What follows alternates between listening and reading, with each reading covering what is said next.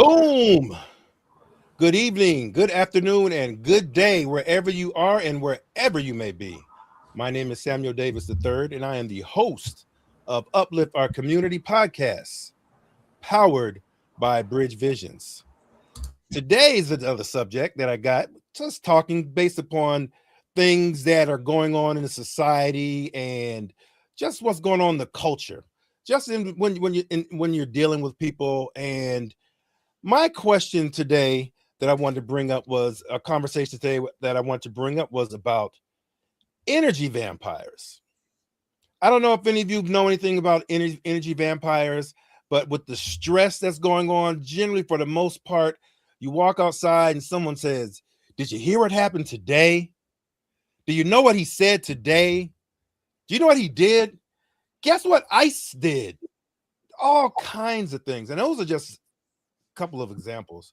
You hear all kinds of different things, and the person just at that point begins to go on and on and on about this issue or this problem or whatever is going on.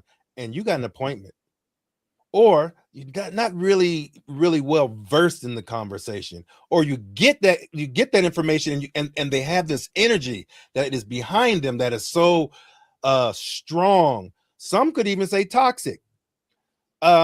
The question that the subject we're talking about is energy vampires, and I want to just give you a quick note to show you what it is. Here we go, right here. Energy vampire is a person who consistently drains your emotional, mental, or physical energy, leaving you feeling exhausted, stressed, or in some cases anxious after interactions. So, with that being said, I'm going to bring my crew in. We got Jay, we got Gordon, and I want to ask you guys, when you guys hear the term energy vampire, jump in as you feel. What comes to mind first? When I first read it on the screen, um, I thought about people, right? Um, but I think as you described it and talked a little bit more about it, I started thinking that it's not always people.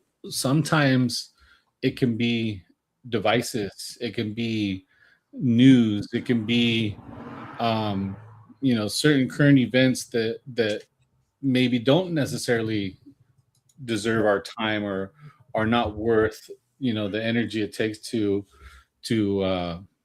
read something, learn something, know about something. Some of the stuff doesn't need to be read or learned. Some of it, Mm. it's just drama. It's a way for the media to create a buzz, to get attention themselves. So it can be people, of course, but sometimes it's just the information. It's we're our media is very strategic about what they share and how they share it and all of that. So, but it can be people, it can be things, it can be information, it can be, as I said, devices, our phones, computers, whatever, things like that. Do you have problems with devices at all? I'm asking you, Um, Gordon. so I can get to a point where I'm just doing the scrolling, right? I can get to a point where like, dang, and then I'll look at the time like, oh, dang, I just I spent a whole lot of time just nothing, lost time basically. But I'm getting better at it. I actually have an older phone that I used to use before, an upgrade of the phone that I use now. And I actually keep all my social media on the old phone, and I don't carry it with me everywhere. Uh, Mm. and I do that because I don't want to be somewhere and just losing time with information that's really not benefiting me, right? Mm. If it was valuable information, that's one thing, but many times, you're just scrolling and it's not, none of it's really valuable, I guess. Mm. Okay, I hear that. I've heard the term before. They've used called they call that doom scrolling. Doom You scrolling, just yeah. doom scrolling going over and over, and call that doom or whatever. But again, let me ask that question to you, Jay. Um, what comes to your mind when you hear the word energy vampire? And I want to preface this because what you do in your community over there in St. Louis, first and foremost, it's amazing. You're going out and you're feeding people. And I can tell, I know you cannot tell me, I know without a shadow of a doubt, you understand what an energy vampire is. Whether it's someone who's coming to you and they want some yogurt versus the apples that you're giving away today, whether it's someone who's making a delivery and can't give it to you, can't bring it, and they're telling you some other story, and it's going on and on and on about why they couldn't make it or how they couldn't make the delivery time, or whether it's I'm going to let you speak. Do you know, and what do you think when you hear the term energy vampire? Oh, you know what? I'll start off with this. Gordon said something that was just absolutely brilliant because, of course, I was thinking in the vein where people were intruding, quote unquote, on my space and my time, what have you. But there are some of those habits that, unfortunately, I brought into my life where I do doom scroll. That's how I tuck myself to bed at night and go to sleep. I'm just like, okay, how's the world exploding today? That kind of deal. I'm just going through, and it is not healthy. I understand, especially in this time, that part of the tactics that are used is consistently overexposure to information to try to desensitize you. So I have to be a little more on this, practice a little more self-defense in that area, a little more discipline. So I've been making a little more efforts to just read, some of those books that's been on my to-do list. I'm a comic book nut, so I found myself collecting a lot of comic books, but not actually reading them. So the kind of collector I just can't stand, and I became that guy. So I started, getting some of the collections and started reading, dealing with that. But in the vein of what you're speaking of, especially dealing with the public, being a public person, I have people that they may equate my face or my presence to being able to help in something that's going on in their life. So I found the most important tool in your arsenal is your ears. Just 9 times out of 10, people simply want to be heard. They want to be acknowledged, whatever pain and whatever issues they're going through. So I may have anywhere between 50, 300 people at any event easily. Okay. So I'm just constantly getting pulled in different directions. So I have to prioritize quickly. It's the difference between, I love my seniors in my community. I love them to the moon and back. I'll have the one senior that'll be complaining about the apple she got last week. And I'm like, versus I have a mom of 5 who don't have a place to stay tonight. And I'm trying to figure that out. So, I'll tell, the senior, okay, Miss Bessie, I love you. And let me go ahead and take care of a little business. We'll talk right before you leave, something like that. And I give them a little half hug, like, and I'll move on. And the young lady that, the family that may need a place to stay or what have you, we'll try to find whatever resources we can, even though it's not necessarily in our main area of expertise. We try to reach out to other organizations whenever possible. We're not always successful, but people take comfort in the effort that you're trying, and they take comfort in knowing somebody gives a dang about what they're going through. So, but you do have people that maybe they're challenged in that area of mental health. So they have their ways of communicating or connecting that I just simply can't reciprocate at that time. Okay. Because I have 100 fires to put out. So you do have to I try to be as tactful as possible. I'm quick with the jokes or what have you, and whatever we do, we're not laughing at each other. We're laughing at a situation, and hopefully we can just put a pin in it for now, or we'll find ourselves that we can try to find a quick fix to what have you.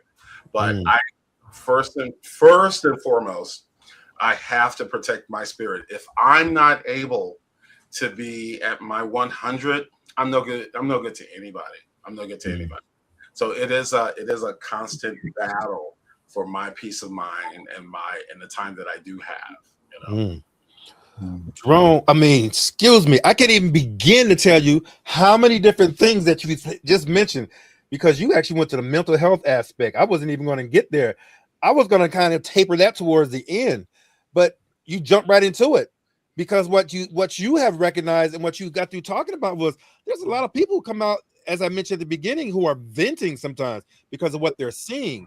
And my question would be, based upon the fact that we jump to the mental health aspect and things like that, is that a person, are they being, is that venting, or is that being just actually just wasting your time intentionally? So what do you think? I when in doubt, I sit back and I think, what would Gordon do? Oh boy! So, And then everything goes no. No. I'm kind of curious about, because I know that to you and Gordon, that you guys are the philosophical gentlemen that actually see the real world implementation on how you handle these day-to-day stressors and what have you. I am on the edge of my seat to ask you, what is your self-defense mechanism for these energy vampires? How do you, quote unquote, for lack of a better word, battle that? How do you battle it? Well, there you go, Gordon. On the spot. No, you know what? I'm glad that you mentioned mental health, because I think people do just want to be heard, right? People sometimes need to be heard. I think that everybody has different strengths, and I think one of the strengths that I have, and I don't take credit for it, I think I don't know, it's like a natural thing. I can be very patient, and I can sit and I can listen to somebody, and I've been in situations where I can actually remember a recent thing where some friends of mine and I had a booth at an event, and at this event people would walk up and ask questions and whatnot, and sometimes people, you'll run into somebody who's a talker, and they're there and they're sharing and they're talking, and I remember this one time where it was two of us, and a person walked up and started sharing and talking, and the person next to me smoothly kind of left and made their way to some dude, whatever. And I was there, and I didn't feel bad or anything. It was, I was glad that it was handled in a way where this person didn't feel like, like they were being ignored. But I have no problem just standing there and listening. But I really do have to be an active listener, because at the end, I have to respond in some way knowing what they were talking about. I can't just be like, yes, yes, yes, whatever, whatever, right? In my head, right? I'm not going to say that out loud. But I need to listen. And one of the things that I was thinking about when you were talking about people complaining, one of the things that I do, and I don't know if it's right or wrong, I guess it depends on the situation. I'll play devil's advocate on purpose. They'll be complaining about, oh my, like, for example, somebody in the past, I've had people complain, oh, so and so called in sick today, like at work, they called in sick, they didn't want to deal with the day, and blah blah blah, and they're complaining about that person. And and I'll say something like, well, I wouldn't want to have the problems that they have that cause them to call in sick, would you? And they don't, they don't know how to respond. But it's a kind of a way to say, I kind of don't want to hear your complaints, but I'm not going to be mean about it. I don't want to make you feel bad, but I will take that other side. I'm not going to complain with you. Oh yeah, they da da da da. I'm not going to complain with you, but I will, kind of indirectly defend the person. If I had their problems, I would have called in sick too. Or if I had to deal with this, or I had to deal with that, or even not knowing what they had to deal with, something like, I wouldn't want to have to deal with whatever challenges they're having that cause them not to want to come to work today. And that just drains the energy of the complainer, and they don't even know what to say anymore after that. And that's been one way for me to kind of exit. And then you develop the reputation of being the person nobody wants to complain to, little by little, right? And so they won't come to me later, because they know they're going to hear a different angle that they really don't want to hear. People want company when they're complaining sometimes, unfortunately. And I'll hear somebody out if I feel like they want to be heard. I'm feeling the whole situation, and I'll listen. I have no problem listening. But if they just want, because many times, it's, like I said, they want me to complain with them, and I'm not going to do that. I just, I, I don't have any interest in starting to complain to turn one complainer to two, and then somebody's walking by. Now it's three complainers, four. That's doesn't benefit anybody. I, Mm. I, yeah, I Well, got. I would say this much. You have a response there, Jay? Well, I was kind of your turn. I wanted to hear how you handle it yourself. Oh, well, okay. Well, I'll tell you this, but what I noticed from Gordon, it seems to me, Gordon weaponizes his devil's advocacy. He weaponizes it. That bad boy, you whip it out like, you know, you take that thing, and that also takes a skill, and even that skill that you're talking about, that can be tiring. I could get tired because I've worked in a prison where I get that all day long. And if I don't shut it down, I got to deal with the story, 200 or 300 times, depending on who the place, what unit I'm working, or who I'm dealing with. I learned initially, professionally, how I handled uh, in a prison environment professionally. Um, I handle it differently than I do on the outside. On the inside, I can shut it down. If I'm tired and I don't want to hear it, get out my face. Mhm. Get to stepping. Hey, go save it for the next guy. I can pass the buck.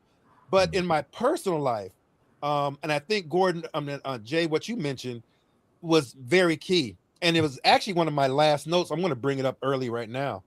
When you talk about how you handle it. I'm going to put it right here because this is what I was going to end the show with, but I want to show this to you. Let me just get this, hide that, and put this in here. Awareness doesn't accuse, it gives you options. You can't change what you don't notice, but once you notice, you're responsible. Mm. That is where I go. That is for me. You can do all kinds of things. You can hear a lot of stuff, but the moment I hear, man, I need some help. Man, I need this. You can turn away from it and ignore the energy vampire, but that's on your spirit then. My spirit catches that.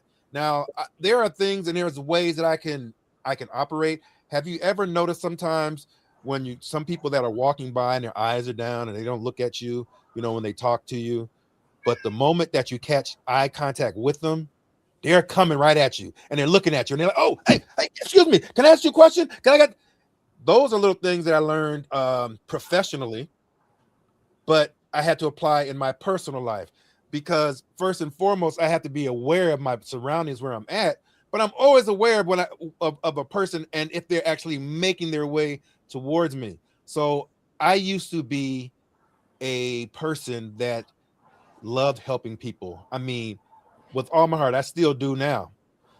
But I started getting tired. I started getting so tired. I was like, okay, man, here comes the next one. What does he want? What is she going to ask me? Oh my gosh. Then I started recognizing as my body language.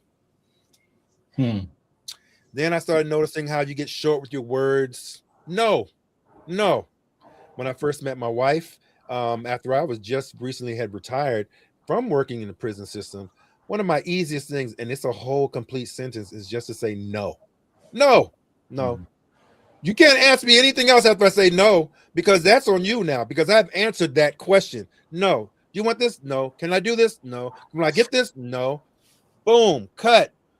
But once you know what's going on, it's your responsibility at that point. Now, I've heard her say, or I heard him say, they need some help. Now it's on me. And that's the part where I say to myself, me as a person, I want to shine a light. I want to be that light. And I'm not going to sit there and be a light for everybody. And I'm also, as we say in the streets, I'm not going to be a sucker either. So I have to make sure that I am ready and willing to accept and receive those things. Because when I get tired, it's time for me to go, and I don't need to be bumping into other people's. And it's time for me to get out of that environment and skedaddle, exit stage left, or be ready and be prepared. I think we mentioned last week, I told you where I get anxiety. I got anxiety going to that football game. It's the same thing. There's a level of responsibility when I go and you go out into the public and you see people and they ask questions and you got things going on. And if I don't feel like it, and my spirit is just telling, I just don't feel like it, I cut it. So I hope I answer your question, Jay. To me, I learned to maintain. I learned to take it head on. But the first and most important thing for me is that this statement, the awareness. It doesn't accuse me of anything. It doesn't mean that I'm a part of it. It doesn't mean anything, but it gives you options. You can't change what you don't notice, but once you notice, you're responsible. You're responsible. Yes. That's how I carry it. Somebody might be saying anything. I might be hearing somebody say stuff, walking around in groups of people, and I don't know where this person's saying he needs help. He needs help, and I'm walking. All of a sudden, I trip over somebody. I look down, and there's a homeless dude, and he says, "I need some help." Now I'm in it now. What's going on, man? Wait, what's going on? Now, otherwise, if I didn't want to be involved with it, honestly, when I get tired and I get that feeling of anxious and anxiety, man, like I said, this exit stage left. I'm out and I know how to turn it off, and I do turn it off. I can't help everybody.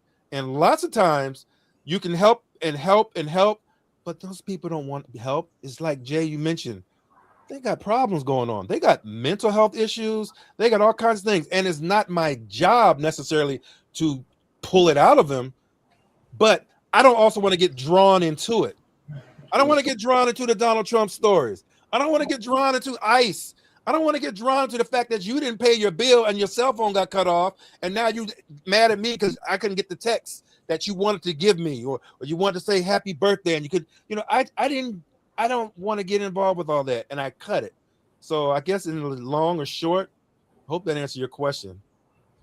It's it did answer the question, and it's just I found myself, especially doing more with the community work, that I don't necessarily tune things out, but I have learned how to compartmentalize and prioritize better.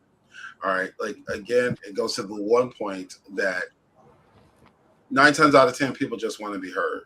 Okay, right? If you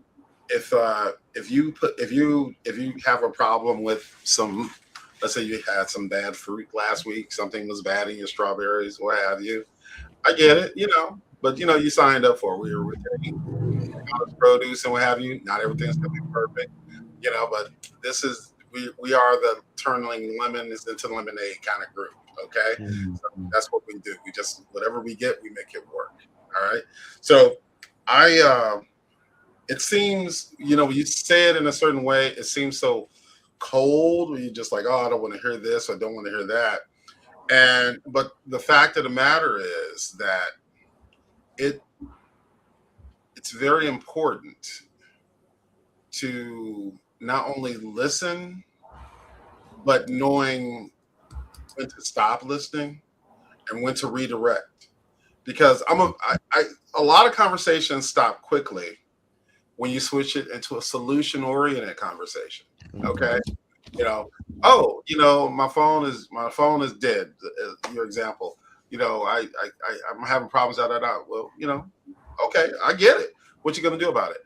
Oh, well, I need to do this, and I'm like, all right, you better get onto that. Okay, I mean, if I have over 3,000 people that we serve a month, for me to pay everybody's phone bill is not sustainable. It's not sustainable.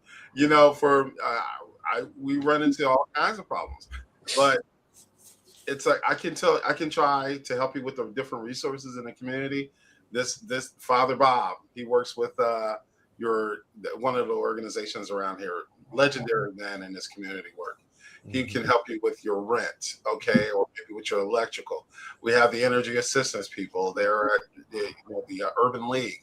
We can send them over there. Maybe he can help you with your rental assistance or your utilities.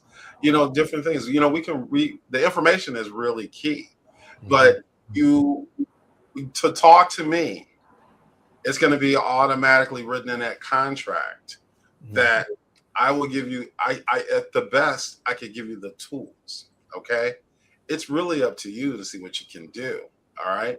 Because guess what? I gave you a piece of direction, whatever I'm able to help with. Now I got to look out for the other 2,999 people. Mm. It's not in my bandwidth to help everybody. It's just not sustainable for me. I just can't do it.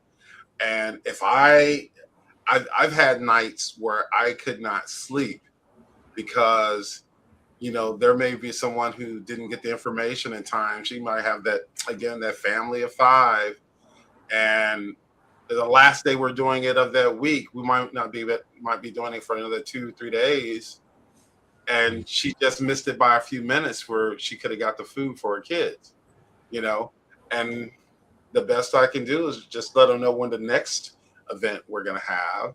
But I'm thinking, what are they going to do? If it's in my power, I say, hey, do you have a car? Can you meet a group over here? Maybe, but it's only, I can't beat myself up for everything that doesn't go right, in this quest for perfection. If perfection was the only operational state that we would have, nobody would get anything to eat. You know what I mean? Perfection is the enemy of progress. Okay, we do what we can and we keep it moving. Even when we make mistakes, I can only make a decision on the information that I have available at the time. Turned out this was available. That if I didn't have that information, so be it. Okay, but it is a challenge. It is a challenge to again have the spiritual self-defense. Because even between what I'm doing with my community, I'm building relationships, or I have my other projects. Might be dealing with patent issues or working on new product ideas, and I have to work on getting investors. So I have East West Coast, and I'm thinking, okay, I got this great idea with what I'm working on, but I only need about let's say $50,000, but I need it by 3:00 today. So I have my stressors as well. I have my stressors as well. So but if not to drag this part out, it's okay to admit you only have so much in your bandwidth and to protect yourself. Okay. Gordon, you got anything to back up on that? I think one of the things that I was thinking about was as I'm going about my day, I have 24 hours just like everybody else, and I, so to speak, invest those hours into various things, right? And it can almost be divided up into 2 categories. I'm either putting time into somebody else or I'm putting time into myself. And so although I would love to just be able to help everybody and do as much as I can for anybody else that might be needing this or that, I think one of the things that I've just come to believe for myself is that I can invest more into somebody than they are investing in themselves. So if somebody's not really trying to do for themselves, but they want me to do for them more than they're doing for themselves, that's a hard one for me. It's hard for me to do more for others than they're willing to do for themselves.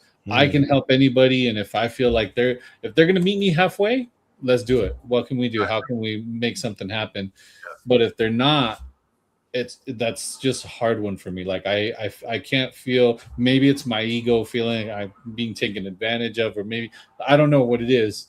To some extent, I would love to do more for others than because I know there's people that are dealing with challenges. There's people that are, their capacity to do for themselves is at a different level than my capacity to do for myself and to do for others. So I think it just comes down to, for now, maybe I can grow to be better, but I can't do more for others than they're willing to do for themselves. I don't know. That is my major battle, my metric, actually, and what I've been dealing with probably in the last 2-3 years. I would have people that would say, we just finished our food share. We're closed. We're done for the day. Well, they'll tell me, well, I'll tell them, hey, well, Monday we're doing it at a certain time. They say, well, I can't be there at that time. Could you meet me there at 5 o'clock? I'm like, we're not negotiating. We're not negotiating. You know what I'm saying? I understand what you can do, but this is what I'm doing. Okay. Okay. And I don't have to, there's nothing to, it's not that I don't care. It's not that I don't want you to get the resources, but you have to meet me at a certain point. If you can't, it's nothing personal. It's just not the day for it. Then we'll try this another time. If you can't make something happen, that's your call. Okay. Whatever your schedule commitments, I get it. And I don't have any grudge against that. I wish I am in the business of caring. Okay. I want the best for you. It's implied in the work. But the fact of the matter is, again, I have that other 2,999 people that I have to look out for. Yes. Okay. So it's just like, you know your limits. You may know your limits, but I definitely am learning mine the hard way. Okay. This comes with being burnt out. This comes with running. I had my nice truck. I ran it to the ground because people that couldn't do the volunteer work or other resources that couldn't make it on time. I put a couple thousand pounds of pineapples in my truck that destroyed the transmission. It was just too much weight, And when I'm sitting there at the corner, what was that? On the corner of Delmar and Sarah, where I'm just lane of traffic, watching the smoke go. There's nobody I can turn to. You know what I mean? So, it's like, how many more trucks do I have to destroy to prove that I'm going to try to do my best for you? I have to have a line. I have to have a barrier in order to keep my sanity and my responsibilities for my life together. So it's an adventure. That's right. Definitely. Do you have another comment, Gordon, on that, or? No, I'm good. I agree with everything that's being said. Okay. I was going to say, as an example too. I had a time where it was really tough being a Air Force veteran, and you run into some of your old guys that you're, hey man, what's up? Hey man, I got some VA benefits, man. I'm trying to get my VA benefits. Well, let me help you out, man. Let me give you an email address and just put your email. I don't even have an email address. You don't have an email address? Well, let me get you an email address, man. Boom, boom, boom. Get you an email address, get you in a way to start getting you processing. About a week or two later, I come back, run to my guy and say, hey man, did you hear from the VA or anything? Or, well, man, I don't even know how to log into that email address you gave me. I'm like, okay. Now, 2 weeks that went by, I came back, I did it again, and then guess what?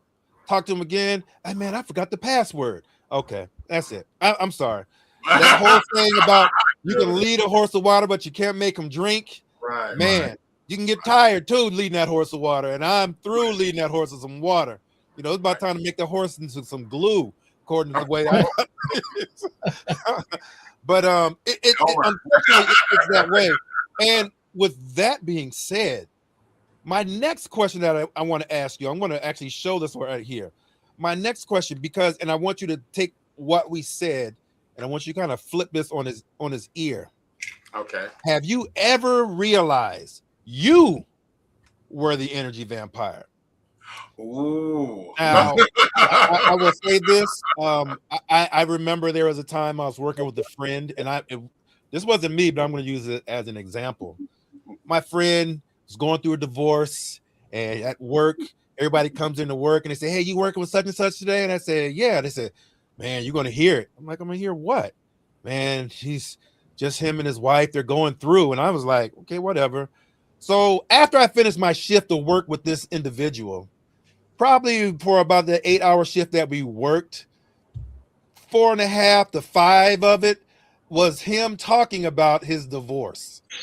Okay. And it got to be so heavy on me.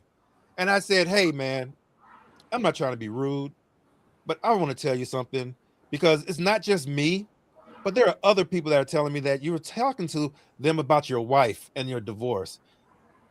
Nobody wants to work with you, bro. Nobody wants to work with you on this shift. And I just took it because we were cool. But hey, man, you got to work on that. Does that sound familiar? Have you ever been that person going through something and then all of a sudden you didn't, or you didn't even realize it? I have been there, and it is a pain in the neck, and particularly when it goes through divorce or breakups.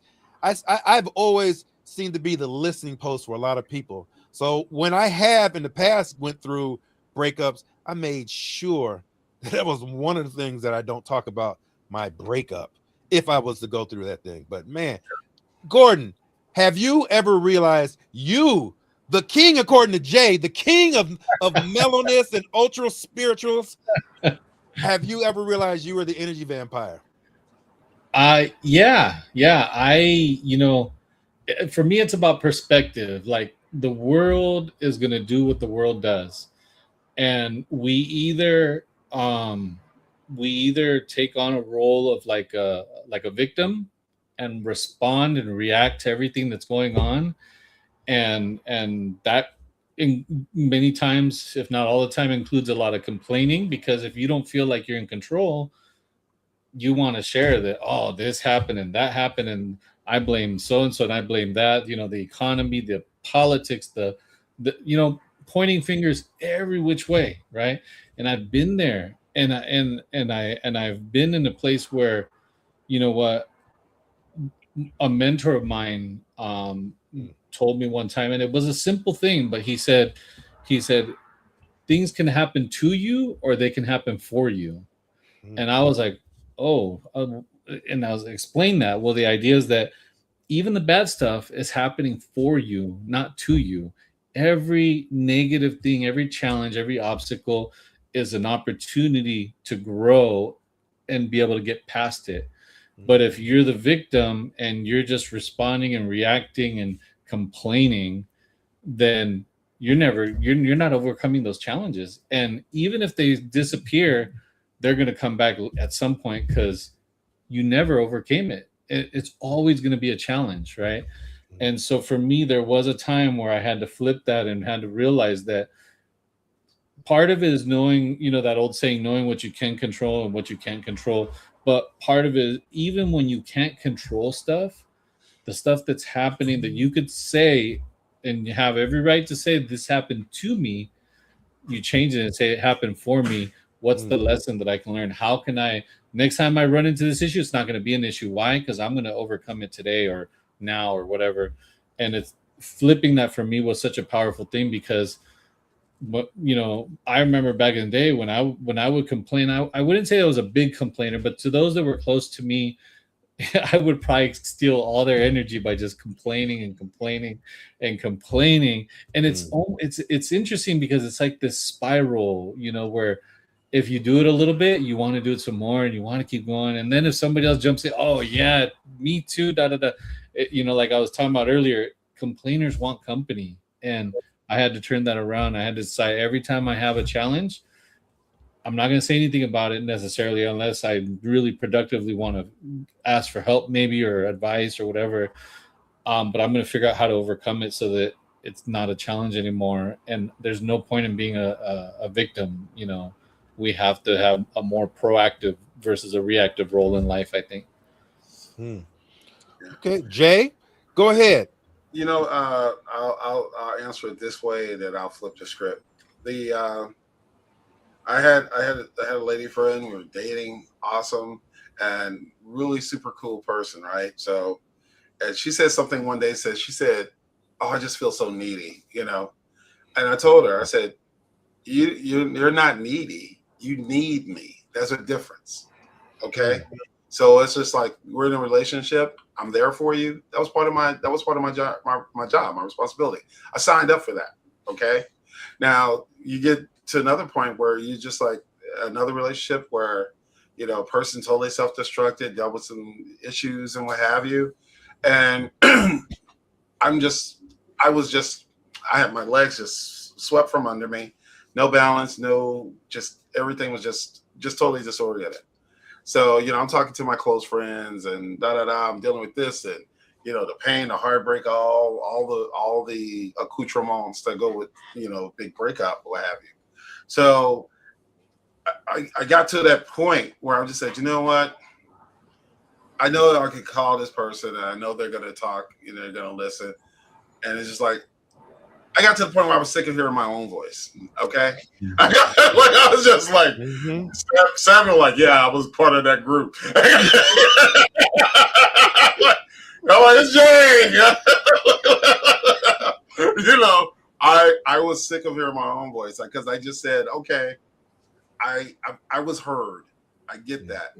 And there's that tipping point between trying to analyze, getting feedback, because you have a totally new factor that was introduced into your life. So you're balancing that, and then you're like, okay, now I need to be more on the introspective thing. Like Gordon said, towards the mentality of it happening to me, what have you. What was the other part you said? Not to me, but happening for me. Happening for me. All right. I'm still working my way toward that zone. Me too. Me too. I got to go through a few more of your orientations, Gordon, before I'm at that. So, but I get it. And that's where I no matter what, I just said I had to be a little more introspective about what was going on and how I wanted to deal with it, how I wanted to go forward. And it was very eye-awakening to see myself, who people always come to for help, me going to those people for help. And it was so important because the people that I could count on were the people I could count on. Those were they did their key job for what I needed. And I did my key responsibility. They knew I was weak, but I knew there was a point where I said, okay, they know I'm strong. They know this is not me. They know I got to get it together. So guess what, Jay? Get it together. Okay. So that's where I start rebuilding myself, building myself back up. And, it's a process. Even where Samuel used in that definition, what did you put up there earlier? Could you put it back? Right. So when you say energy vampire is a person who consistently drains your emotional, mental, and physical energy, leaving you feeling exhausted. Exhausted, stressed, or in some cases anxious after interactions. I was that person. Once I felt that the well for my health, for my mental health to deal with my friends, I felt like I was personally depleting it, running it dry. I owed it to them and myself to get back to the person who I was. I love what you said and how you said it, Jerome, because it kind of led me to this next question that I had. And the only way I can do that is this. I'm going to ask it. Is venting without consent a boundary violation? No. That is a plea. That is an opening call to be the person that I need you to be. If you do not want to be that person, your response will dictate that. So that could be a cry for help. That could be a chance to build a new level to this friendship.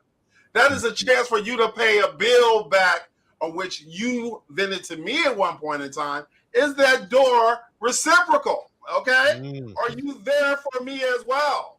Okay. Because guess what, buddy? You got one time before I say, I need you. And you like, nah, we're cool after that. We're cool. Cool. All right. Yeah. So what do you think about that, Jerome? Excuse me. Gordon, what do you think about that? Is venting without consent a boundary violation?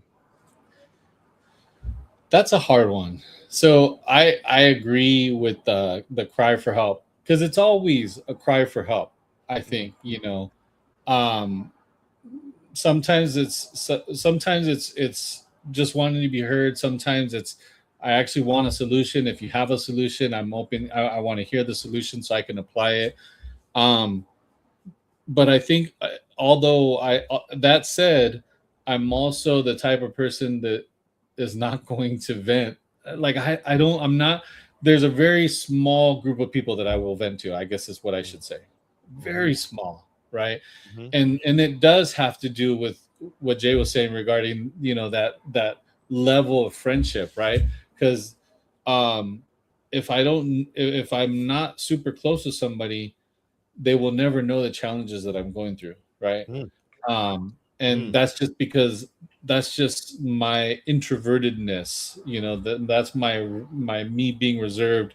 I'm not trying to share my problems, and even less if it involves somebody else, right? If my problem or my challenge is having a challenge dealing with somebody else, then I'm definitely not going to share it.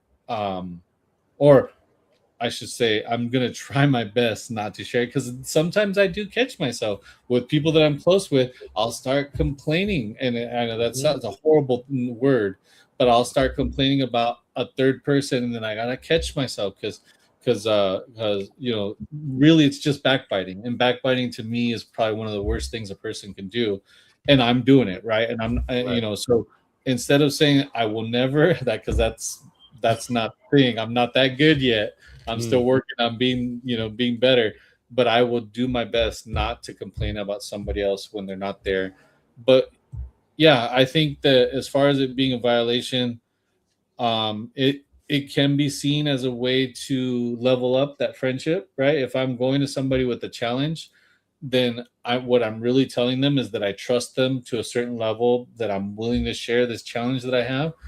Um, but I have been on the other side of that, where I'm hearing challenges that are from Mm-hmm. other people, and I'm thinking, I think mostly it'll be like, honestly, it'll be like on Facebook or something. They're complaining about their problems, and I'm thinking to myself, don't share this stuff on Facebook. This is not the world's business. Don't, please. Or obviously they can't hear me, right? And they're just sharing away. But it's like, I don't know. Like, some problems shouldn't be shared with just anybody and everybody, Sure. to some Sure. extent. So I that mean makes that's the crux of it. But the question is, do those so setting boundaries, do they actually help protect the relationship or harm it? Like um example. So I have a friend who right before he starts to vent, he'll say this: "Excuse me, stop me if I said this before." And to me, it just was the essence of wow, that was the coolest thing I ever had someone say to me. Because I know when he comes around, he's going to talk about cars, and I don't feel like talking about cars. And he's going to talk about the muffler and this K&N system that he used to get this thing and how much he paid for it. And he went between Home Depot and Etsy, and they got and I'm just like, but he said to me at first, "Hey, stop me if I said this before." Blah blah blah. You know my VW, and I'm like, "Stop." And we both laugh. But that kind of stuff, can that help? Can setting boundaries like that, can that help? And I remember, Jerome, the reason why I say this because you earlier mentioned that you compartmentalize. Um, I know when I used to compartmentalize, or you can call that triage. I got to put things into priority, like now, later, or when. And professionally, working in the prison system, it has to be done immediately. I got to determine if this is a threat. I got to determine if this is just somebody trying to mess around and just try to get over, or do I need to really get focused on changing this issue, whatever is going on hand. So, with that being said, boundaries. Have you ever used any boundaries to set or taper off those people who are energy vampires towards you? And I'll go Absolutely. with you, Jerome, please. Or Jay. Feel free to call me Jay. Yes, thank you. The Mhm. deal is that uh, boundaries boundaries not only define the boundaries not only define who you are, it defines on the respect that you're supposed to be established between those two. Okay, it defines the relationship. Okay, uh, I I don't want to hear about your maybe your your Jedi collection hours on end. Okay, there's some things you just like. Yeah, congratulations on your new Boba Fett. I get it. Okay, cool. Society is crumbling around us while we're talking. That kind of deal. So yeah, it really defines the respect of what you want out of that relationship, and you're telling a person how far it's like dating. You might be looking for the marriage, and the other person might not want anything serious. You need to have that understood. Okay, I'm not that guy. Don't call me at 4:00 in the morning to talk about the latest episode of Traders that you said, or I'm glad you enjoy your binge watching. I'm not I'm okay, Hey, but what about 4:45? About that time. Well, I have this friend that will call me at 4:00, maybe. I'm like, and this is on Pacific time. Okay, it's like, hey, you want to get on the game? I'm like, oh my god, it's 2 morning here. What have you? I'm like, is this guy even awake? Really? But the deal is, that's my buddy Samuel Davis III.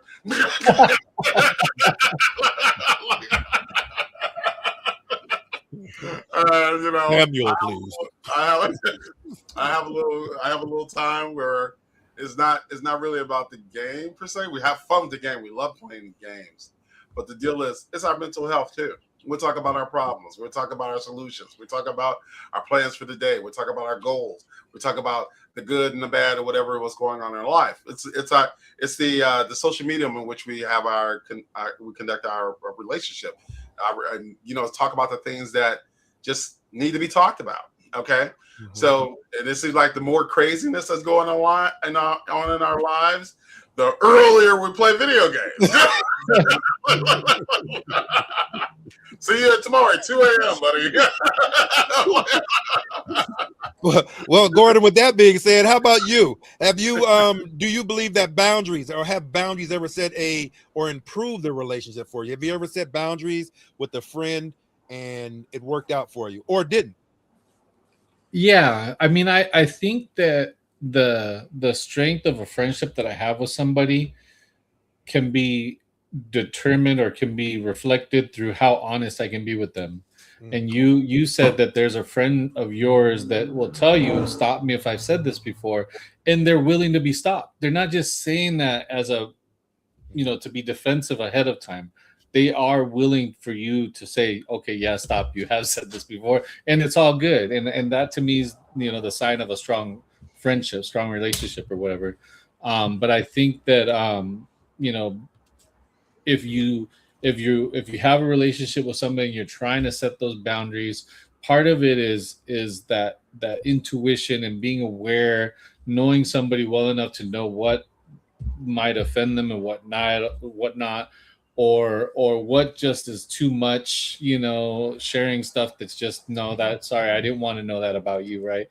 And part of it is that level of honesty and being able to tell somebody, you know what, that's not something, Jay kind of shared it, I'm not that guy, that's not something that I am interested in knowing. And how that person takes it will kind of speak on how strong that friendship is.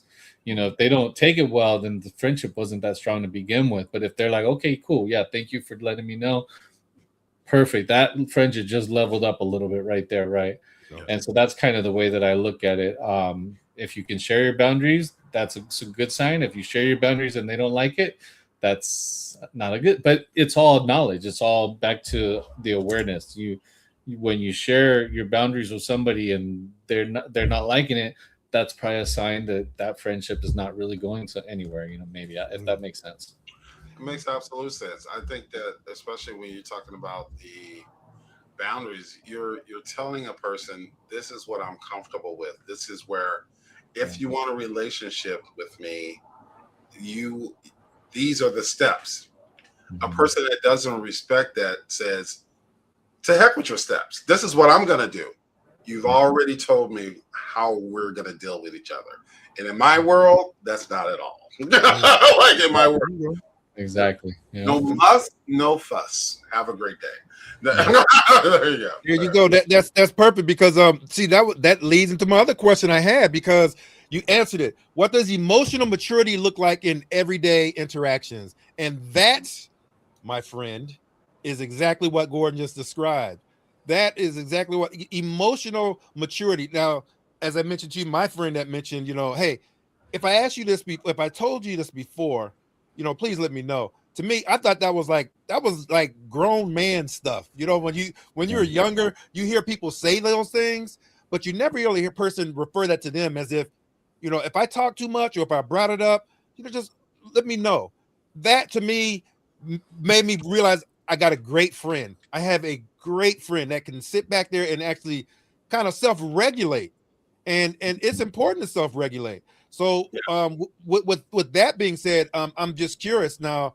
The other question I was going to ask, and the last one to kind of round things out was, like, what support systems or that help people heal, do you suggest or have you suggested? I will give you an example. I have went through a course called Avatar. That course has made a big difference in a lot of the ways that I think, and a major outlook and overview of life for me. It changed my thinking process and gave me I gained some tools so that I could, whenever I got tripped up a little bit, or I felt like I was pressured, or I had energy vampires come around me, they have exercises that I could do within myself in my own little space, even while I'm in front of that person. I could run this exercise through my mind and say, hey, you know what? This guy, just like me, he wants to be happy. This guy, just like me, he feels pain, and he feels anguish just like I do. This guy right in front of me wants to be a better person just like I do. And I say these things, and it just gives me a better perspective of how I'm going to deal with that person. I have to set some limits because I'm on a clock too, and I got to get ready to go somewhere. But these things, I understand, that first and foremost, sometimes being the light, sometimes you do have to spend that extra time sometimes to help a person out. And I also believe in the laws of karma. I believe sometimes that you give and you get, and sometimes you have to give, and sometimes you may even feel like you're giving a lot more than you're getting, but ultimately karma knows what you're doing. The universe knows what you're doing. They know how you're acting, and they know where your spirit comes from. They know what your intentions are from behind. So I would like to ask you, Gordon. Um I've suggested religion. I've suggested taking courses. I suggested getting into your horoscope. Find out what your sign is. I've told people to take the Briggs-Myers test. I've asked lots of people to look into themselves sometimes and get an idea of where you're at. And those are suggestions. Religion. I've made suggestions to that, and I hate to throw it like that, but some people's religions right now are conflicting with what's going on in this country right now. So my question was to you, Gordon. Have you ever used or offered any type of support systems? One of the big ones that I want to close up to before I go is this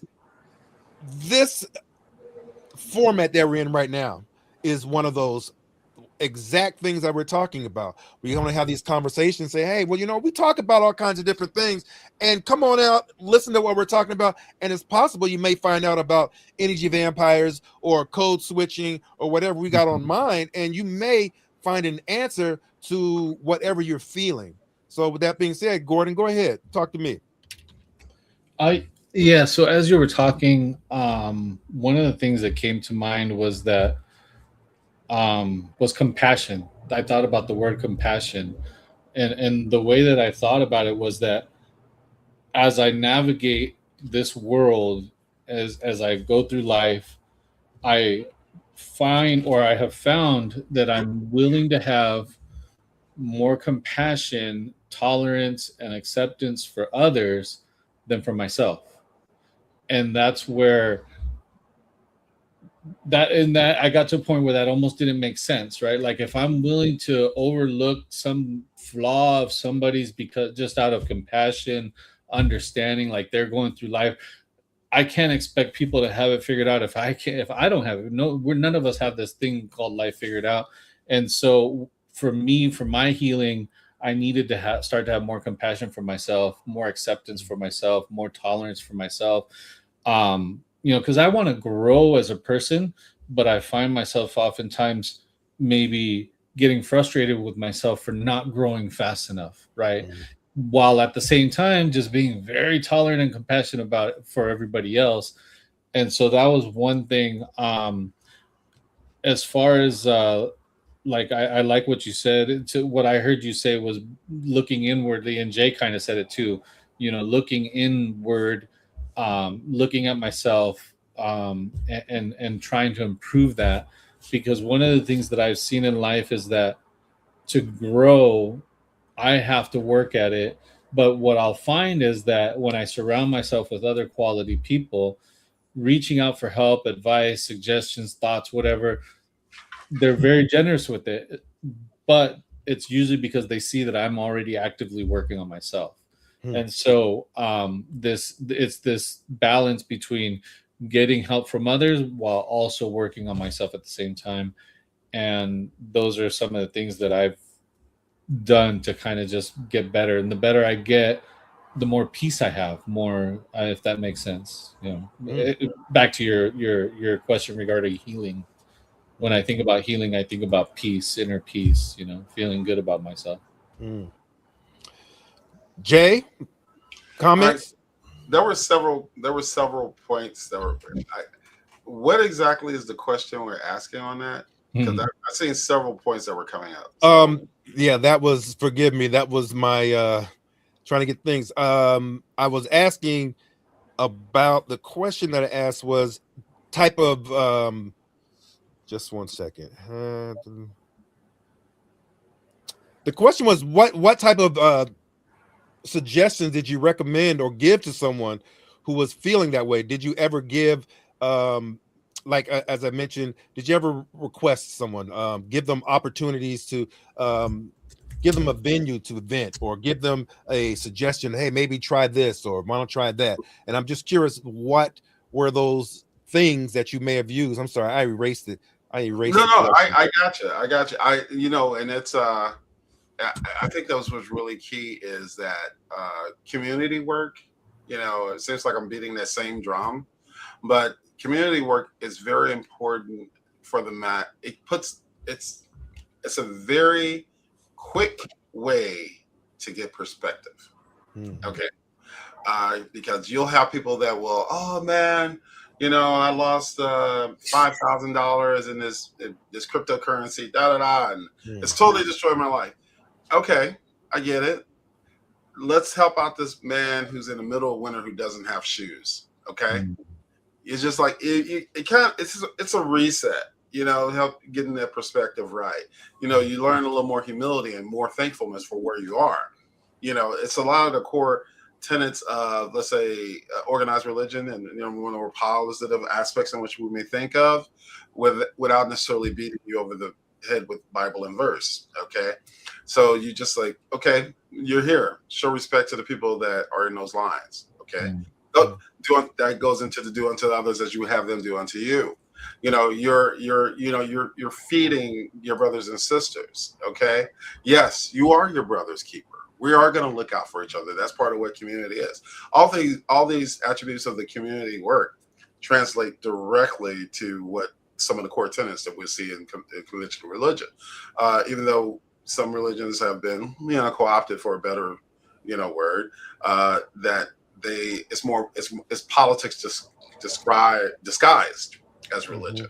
Mhm. Okay, Mhm. so that I've seen it, especially with some of the groups that we work with, and community, like for us to work with rehab agencies that help people to get to sobriety. Community work is very efficient. It's very about face. It's a Mhm. direct action. It's a direct call out to yourself and who you are, what role you play in this world. I've not joked, but we made a statement before. Sometimes the best way to find your humanity is to help somebody else find theirs. Mm. Mm. You know, There you so go. that, you know, So, so that's good.